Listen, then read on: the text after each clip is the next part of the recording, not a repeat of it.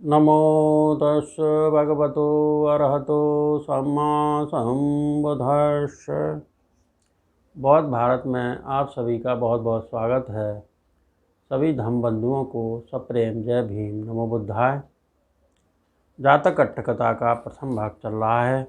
इसमें 83वां जातक है काल कर्ण जातक। मित्तो हवे सत्तपदेन होती थी। यह गाथा बुद्ध ने जेतवन में विहार करते समय अनाथ पिंडक के एक मित्र के बारे में कही। वर्तमान कथा। वह अनाथ पिंडक का लंगोटिया यार शैशवकालीन मित्र, दोनों ने एक ही आचार्य के पास इकट्ठे शिल्प सीखा। उसका नाम कालकर्णी। अप्रिय दर्शन। समय बीतते बीतते वह दुर्गति को प्राप्त हो आसानी से जीवन यापन न कर सकने के कारण सेठ के पास चला आया।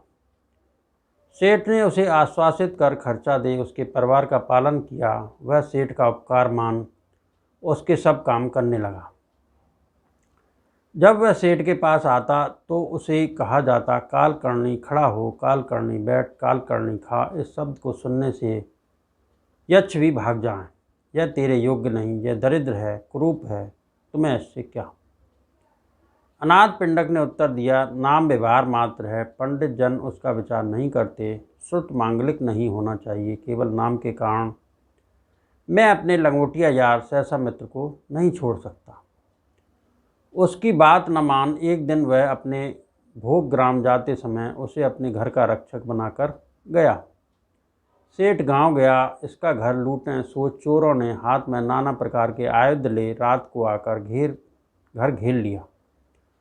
वह रखवाला भी चोरों के आने की आशंका से जागता बैठा था। उसने चोरों को आया जान मनुष्यों को जगा, तू शंख बजा, तू ढोल आलिंग बजा, कह महासमज मेला करवाते हुए की भांति संपूर्ण घर को एक एक शब्द में कर दिया।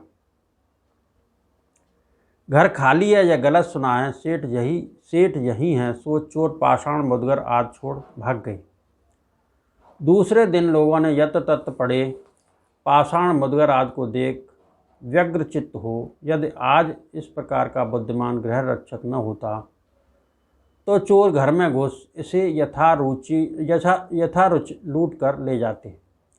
इस दृढ़ मित्र के कारण सेठ की हानि नहीं हुई, उन्नति हुई। उसकी प्रशंसा कर सेठ के गांव से लौटने पर उसे पूरा व्रत कहा। सेठ ने उन्हें उत्तर दिया, तुम मेरे ऐसे गृह रक्षक मित्र को निकलवाते थे। यह तुम्हारी बात मान मैं इसे निकाल दिया होता तो आज मेरे कुटुंब में कुछ भी शेष न रहता। नाम नहीं, हितैषी चित्त ही प्रमाण चाहिए। यह कह उसे और भी खर्चा परव्यय दे। अब मेरे पास यह कहने योग्य बात है, सोच बुद्ध के पास जा, आराम से लेकर पूरा हाल कह सुनाया। बुद्ध ने, हे गृहपति, न केवल इस समय कालकर्णी मित्र ने अपने मित्र के कुटुंब की रक्षा की, पहले भी रक्षा की है, कह उसकी याचना करने पर पूर्व जन्म की कथा कही। अतीत कथा। पूर्व समय में वाराणसी नृप राजा के राज्य करते समय बोधसत्व महान ऐश्वर्यवान सेठ था। उसका कालकर्णी नाम का मित्र था। शेष सब कथा प्रत्युत्पन्न वर्तमान कथा सदृशी है। बोधसत्व ने भोगग्राम से लौट वह समाचार सुन, यदि मैंने तुम्हारी बात मान ऐसे मित्र को निकाल दिया होता तो आज मेरा कुछ भी न रहता। यह गाथा कही। 7 कदम साथ चलने से मनुष्य मित्र होता है, 12 दिन साथ रहने से सहायक, महीना आधा महीना साथ रहने से याति संबंधी जन, और उससे अधिक साथ रहने से अपने जैसा आत्म समान भी हो जाता है। अतः मैं अपने आत्म सुख के लिए चिरकाल तक साथ रहे इस कालकर्ण मित्र को कैसे छोड़ दूं। हवे निपात मात्र है, मैत्री करने वाला मित्र है, अर्थात मित्र मैत्री करता है, स्नेह करता है। यह मित्र सत्पदेन होती थी, 7 पद इकट्ठा चलने से भी होता है। सहायोपन 12 केन होती, सब कृत्यों को इकट्ठा करने से सभी अवस्थाओं के साथ सह जाने वाला सहायक। यह 12 दिन इकट्ठे रहने से होता है। 4 महीना या आधा महीना रहने से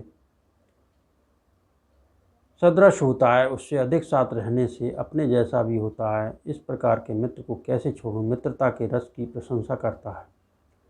उसके बाद से फिर कोई भी उनके बीच में कुछ बोलने वाला नहीं हुआ। शास्ता ने यह धर्म देशना के जातक का सारांश कह दिया। उस समय का कालकर्णी अब का आनंद था। वाराणसी श्रेष्ठी तो मैं ही था। कालकर्ण जातक, इन सत्य वचनों से सबका भला हो, सबका मंगल हो, सबका कल्याण हो, संसार के सारे प्राणी सुखी रहें, सुखी रहें, सुखी रहें।